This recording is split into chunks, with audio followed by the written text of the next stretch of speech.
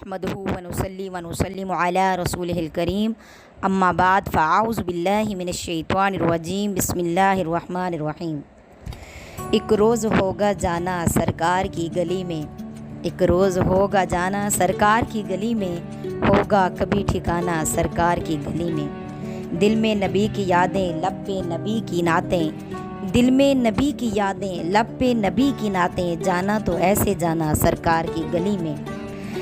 आँखें तो देखने को पहले ही मुस्तरिब थीं, आँखें देखने को तो पहले ही मुस्तरिब थीं, दिल भी हुआ रवाना सरकार की गली में। मीठे मदीने का तस्करा छिड़ गया है, दिल बेचैन हो रहा है, धड़कनें तेज़ हो रही हैं, तो धड़कनों तुम ही कहो वक्त वो कैसा होगा जब सामने आँखों के गुंबदे खजरा होगा। अगर आप हमारे चैनल पर न्यू हैं तो हमारे चैनल को सब्सक्राइब कर दें, वीडियो को देखने से पहले बेल आइकन के बटन को प्रेस कर दें और हमारी वीडियोस को लाइक और सदका जारिया समझकर आगे भी शेयर करें। जैसा कि आप सबको मालूम है कि ज़ुल्हज का महीना शुरू हो चुका है और इस महीने की बहुत ही बरकतें और फजीलतें हैं। खुश नसीब मुसलमान बैतुल्लाह का हज अदा कर रहे होंगे, लेकिन बदकिस्मती से कोरोना वायरस की वजह से ये रास्ते बंद हैं। तो अल्लाह रब्बुल इज़्ज़त से दुआ है अल्लाह ताला हमारे लिए इन रास्तों को खोल दे। तो इस बाबरकत महीने की इतनी ज़्यादा फजीलत है कि इस महीने की 9वीं तारीख को यौम अरफा कहा जाता है। इसी रोज़ हज का फरीज़ा अदा किया जाता है। अगर हज जुमा के दिन हो तो उसे हज अकबर कहते हैं। खुद हजूर नबी करीम अलैहिस्सलातु वस्सलाम ने जब आखिरी हज अदा फरमाया तो जुम्मातुल मुबारक का दिन था और उस रोज़ आखिरी वही नाजिल हुई जिसके साथ ही कुरान पाक मुकम्मल हो गया। इस मुबारक महीने की 10वीं तारीख को ईद कुर्बान होती है। उस दिन मालदार साहिब निसाब मुसलमान हज़रत सैयदना इब्राहीम खलीलुल्लाह अला नबीना अलैहिस्सलातु वस्सलाम की सुन्नत पर अमल करते हुए अल्लाह की राह में अपने जानवर कुर्बान करते हैं।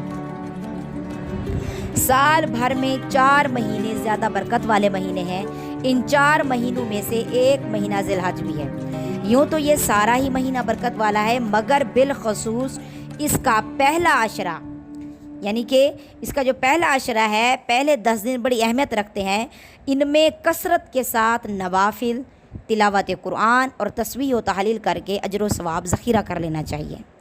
हज़रत उम्मे सलमा रज़ियल्लाहु ताला अन्हा से रवायत है, रसूल खुदा हबीब किबरिया हज़रत मोहम्मद मुस्तफ़ा सल्लल्लाहु अलैहि वसल्लम ने इरशाद फरमाया, जब ज़ुल्हज का पहला अशरा शुरू हो जाए तो तुम में से जिस शख्स का कुर्बानी करने का इरादा हो वो अपने जिस्म से कोई चीज़ यानी बाल और नाखून वगैरह जुदा ना करें। ये सही मुस्लिम शरीफ की हदीस है।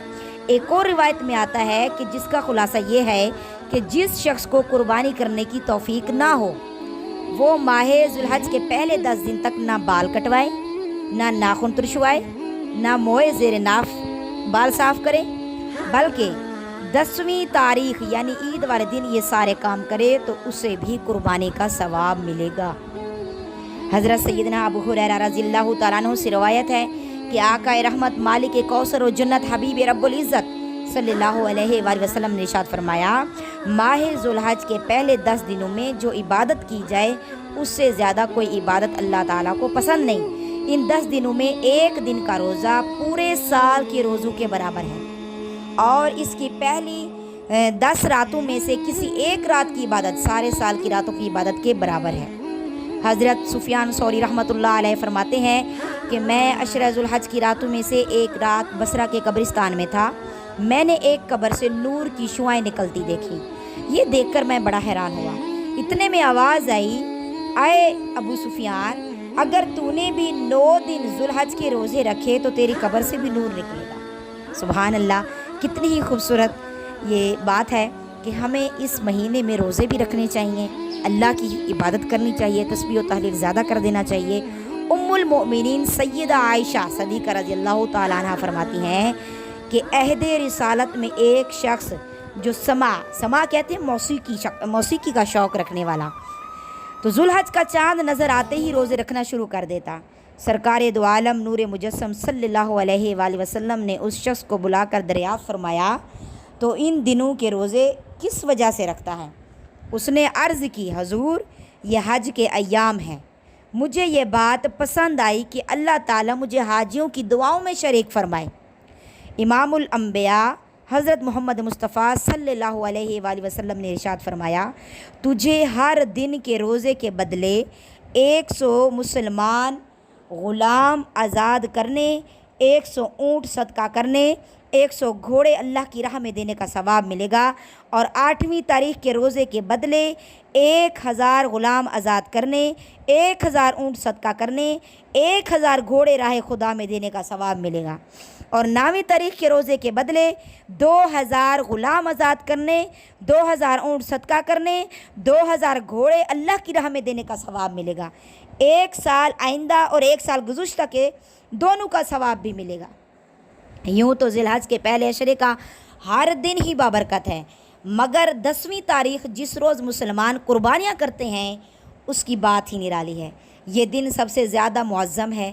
اس دن اللہ کے نزدیک سب سے محبوب عمل اس کی رضا کے لیے جانور قربان کرنا ہے۔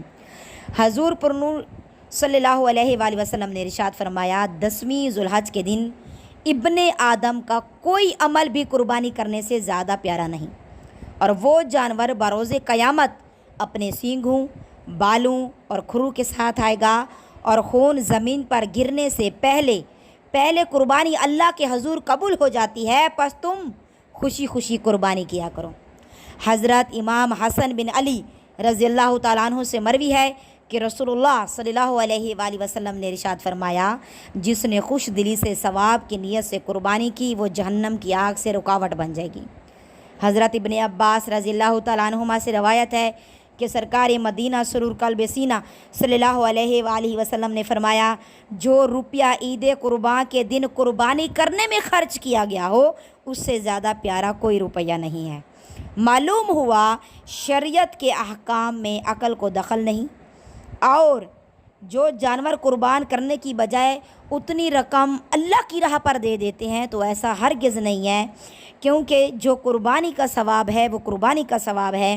بعض لوگ نادانی میں کہہ دیتے ہیں کہ قربانی کرنے کی بجائے اتنی رقم غریبوں میں، یتیموں میں، بیواؤں میں، ناداروں میں، یعنی ایسے لوگوں میں دے دی جائے جن کو قربانی سے زیادہ ضرورت ہے، تو اس دن جانور قربان کرنے سے بہتر کوئی عمل نہیں۔